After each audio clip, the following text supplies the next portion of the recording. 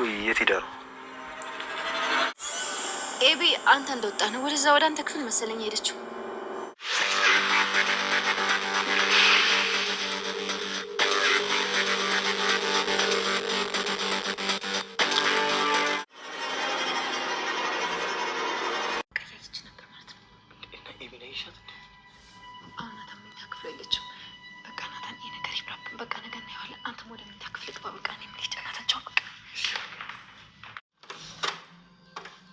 ጭራሽ በሩ ቁልፉ የሚጀመረ የአባቱ ቤት መሰለው እንዴ?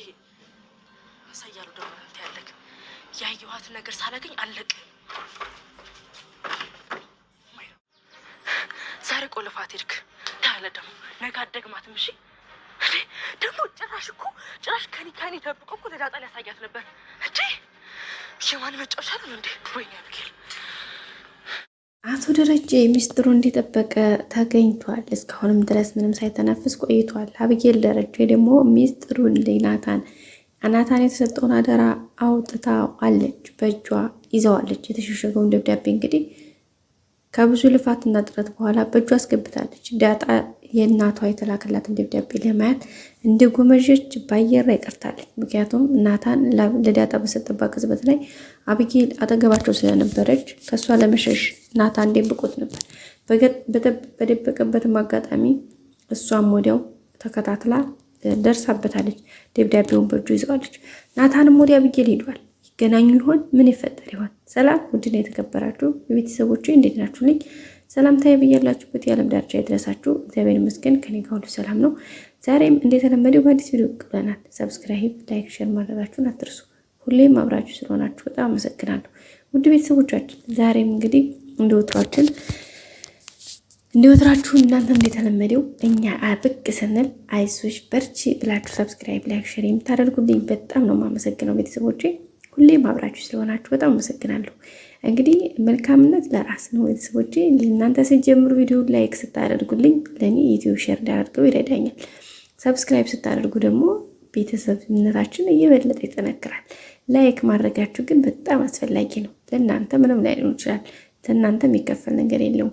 ለእኔ ግን በጣም ትልቅ ማበረታታት ነውና ውድ ይዞቼ አበረታቶኝ ፕሊዝ ስላለሁኝ በቀጣይ በራሴ ስራ ብቅላለሁ። እስከዛ ግን ነገሮች እስከመቻቹልኝ ሁኔታዎችን እንትን እስከምል ድረስ ቻናሌን ሰብስክራይብ በማድረግ አበረታቱኝ።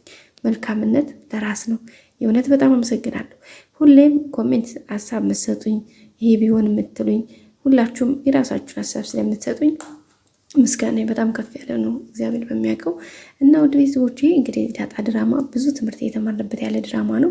እንደ ቤተሰብ በጣም ትልቅ ነገር ምን አይነት ኃላፊነት ማን ላይ ያለ የሚለውን ነገር በጣም የተማርንበት ነው። እንግዲህ እንደ ቤተሰብ የአባት ኃላፊነት፣ የእናትነት፣ ከዛ የልጆች የእህትነት፣ በቃ የፍቅር በቃ ሁሉንም ነገር የሰራተኛ ያሰሪ በቃ ሁሉንም ነገር ቤተሰቦች በዛ ላይ ደግሞ በእያንዳንዳችን የህይወት ተጉዞ ውስጥ ያለን የሰዎችን ባህሪ በጓደኛ በአብሮ አደግ በስራ አጋጣሚ በተለያየ በማህበረሰብ በቤተሰብ ይብን እንኳን እናት በእህት በአባት በቃ በቤተሰብ መካከል የሚፈጠሩ ችግሮችን ቻሌንጆች ምን ያክል ቫልዩ እንደሚያላቸውና እንዲሁም ደግሞ የሰራናቸው ስህተቶች ደግሞ ራሳችንን ተጠንቅቀን ማድረግ ያለብን ነገር ሳናደርግ ስንቀር ምን አይነት ዋጋ እንደሚያስከፍለን የምናይበት ቻናል ነው እና ዳጣ ድራማ በጣም ብዙ ተምረንበታል። ከዚህ መካከል ወይዘሮ ማርታ የምትጫወተው እንግዲህ በጣም የእናትነት ለዛ በጣም ትዕግስት የተሞላበት ማስተዋል ጥበብ ያለበት በቃ ልዩ የሆነ የእናትነት ጉዞ እንዲሁም የጋሽ ደረጀ ሰፊ ልቦና በቃ ለልጆቹ ያለው ፍቅር ለትዳሩ ያለው ክብር ግን ደግሞ በአንድ ቀን ለዛችሁን በሰከንድ ወይም በደቂቃ ለሰራ ስህተት ምን ያክል ዋጋ እንደሚያስከፍል ያየንበት ርቀት ነው። እንግዲህ ከ20 ዓመት በኋላ እንትን ያለንበት ሁኔታ ነው። ሁለተኛው የዳጣ ህይወት እንግዲህ በጣም የሚያስተምርና ልዩ እንትን ያለው ነው። እንዴት በምን ሁኔታ ውስጥ እንዲያደገች ታውቃላችሁ? ተወልዳ በምን ሁኔታ ውስጥ እንደተወለደች ታውቃላችሁ? ከሰላም በሰራተኛ እንግዲህ አጋጣሚ ደረጀ ሄዶ በወለደችበት ስራ ስህተት ሰላም አርግዛ ወለደች። ወይዘሮ ማርታ በስራ ለሄደችበት አጋጣሚ ወልዳ ልጅቷ በተወለደች በሳምንቷ ወይዘሮ ማርታ መጣች። ሰላም በወለደች በሳምንቷ ማርታ እንደምትመጣ ስለሚታወቅ እቺ ሴትዮ ልጅ አቅፋ መገኘት የለባትም በማለት ልጇን ጣሉባት። ልጇም ደግሞ በእግዚአብሔር ቸርነት በመድኃኔዓለም ረዳትነት አድጋ ዳጣም እንግዲህ ከ19 ዓመት በኋላ ቤተሰቦቿን ፈልጋ አፈላልጋ አባቷን ቤት አፋልጋ መጣች። ስትመጣም የእናትነትን ጽናት የሰላምን ጽናት እንግዲህ 20 ዓመታትን በሰራተኝነት ልጇን በመጠበቅ ከዚህ ቤት ሳትወጣ ለሰከንድ ሳትናወጥ አይኗ ለሰከንድ ሳይገጠም የልጅን ናፍቆት እየናፈቀች የዚህ መቆየቷ ሰላምና ዳጣ እናትና ልጅ መሆናቸውን ሁለታቸውን ባያውቁም ሰላም አሁን ዳጣ ልጇ እንደሆነች አረጋግጣለች። አቶ ደረጀ ዳጣ መታያን ነገር ስታቀርብ በጣም ነበር የደነገጠው ከሚባለው በላይ።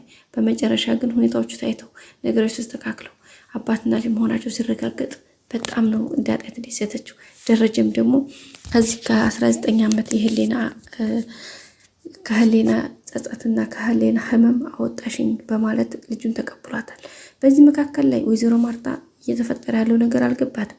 ዳጣን እንግዲህ የማናት ስትለው ደረጀ የጓደኛው ልጅ እንደሆነች እና በቅርብ እንደምትሄድ ነግሯታል። ግን ከዕለት ዕለት ደረጀ እንደውም ከልጆቹ በላይ እያያትና እንክብካቤው በዛ ልክ እየተደረገ ሲገኝ አቢጌል ደግሞ ይሄን ነገር ደስ አላላትም፣ ቀናች። ስለዚህ ብዙ ነገሮችን አደረገች። ከዛም መካከል ዲኤንኤ ያስመረመረች፣ ምንም ቫልዩ አላገኘችም። ነገሩ ፌል አደረገባት። አሁንም እስከዚህ ድረስ ያላቸው ግንኙነት ምንድን ነው ብላ በአንድም በሌላ መልኩ ለማጣራት ሞከረች፣ አልተሳካላትም አቢጌል።